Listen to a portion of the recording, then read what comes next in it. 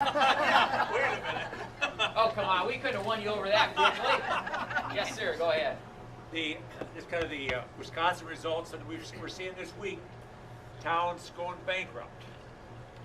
How does that affect the conservative effort? You know, that seems like would be a positive because you can point out, aha, that's what happens when you. Right. Well, Margaret Thatcher said it best. She said, socialism is great until you run out of other people's money. That's exactly how she phrased it. And that's where we are at, is that we are continuing to promise benefits, promise things to people that we simply cannot afford.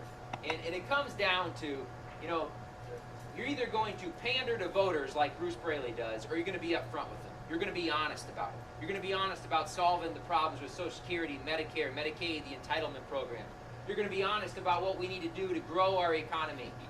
Or you're going to continue to pander and say things that you think voters want to hear to make your life more easier, to care more about re-election than actually solving the problems.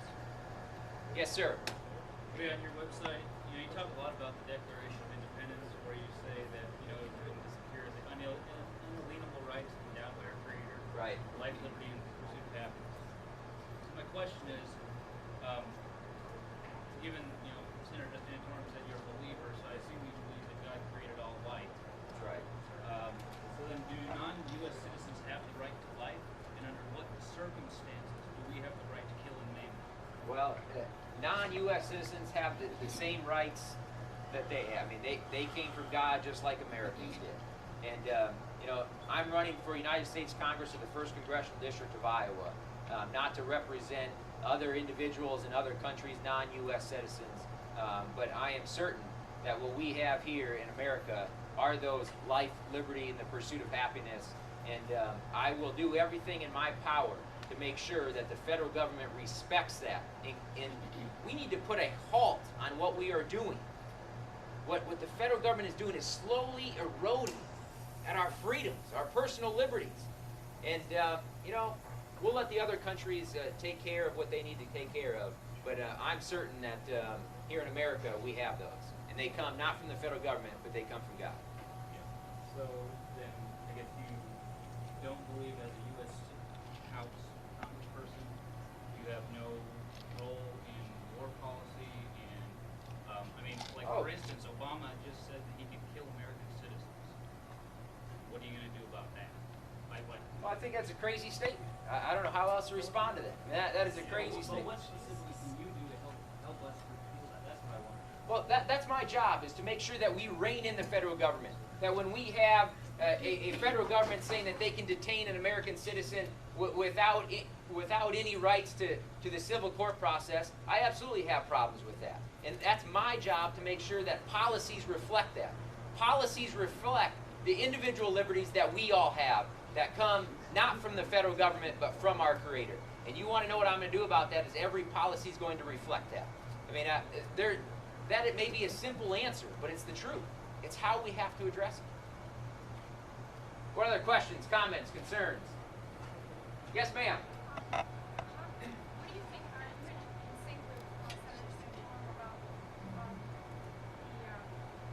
Biden budget plan? Do you think like Senator that we should go further? Well, I'm not quite certain on where the senator is on Paul Ryan's budget plan, but what I can say is this, look, people attack Paul Ryan for putting a proposal out there. They attack him for putting a plan on paper in front of everyone can read. They attack him from the right, they attack him from the left, and at least he has the guts to put up a proposal.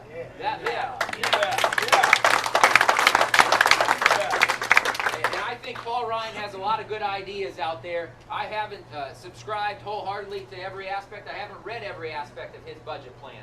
But what he talks about is returning those personal choices to individuals as opposed to a top-down government-run healthcare system. What we need to do is reform those programs, entitlement programs, and he talks about it, and I acknowledge him and I respect him for the fact that he does that, because there's not a lot of members of Congress that have the guts to do it. Yes, sir. Well, I've noticed for over 100 years the Constitution has been chipped away at by all the politicians. I've noticed for over 20 years now we're watching the rise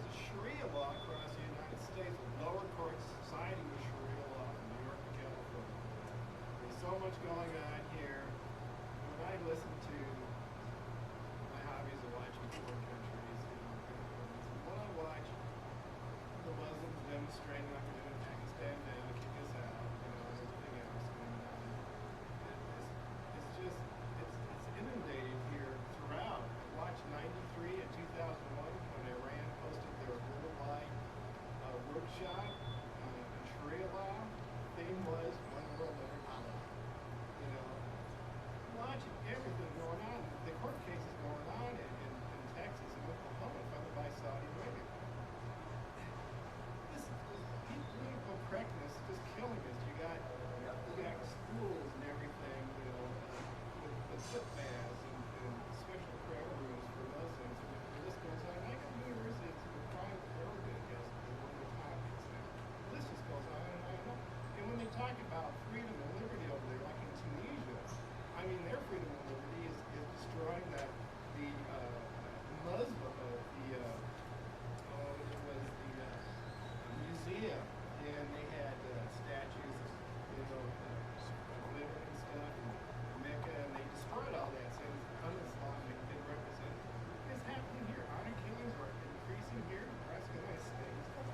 People don't understand what's going on here. What are you going to do about it? Not on my watch.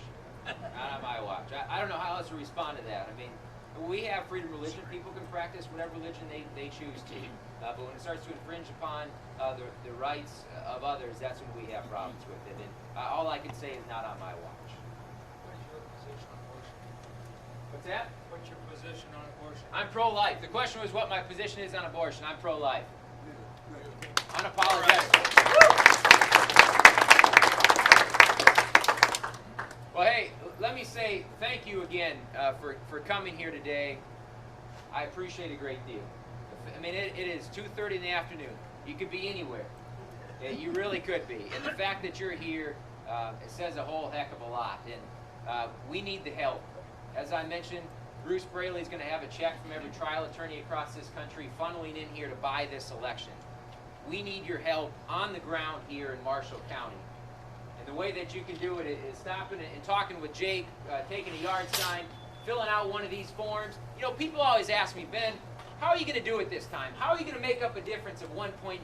And I tell them we are going to out-organize Bruce Braley on the ground. And it starts right there with one of those forms. I'm not asking for 40 hours a week of your time. I know you're all busy, but I am asking for 15 minutes. Please consider taking some time, volunteering with us, helping us, putting up a yard sign, telling your neighbor, look, there's no magic potion. There's no silver bullet for this. It's a lot of hard work. It's a lot of time. And as I mentioned before, a lot of candidates come before you, and they will again. But I want you to know that what we talk about, what we believe in, these conservative principles, we care about. This is something that I hope you have confidence that you can go tell your neighbors, go tell your friends. There's no boondoggles. There's no skeletons in the closet. You can come find me any day of the week in Independence, Iowa. We got nothing to hide, and I sure as heck look forward to spending some time here in Marshall County. So thank you again for coming today.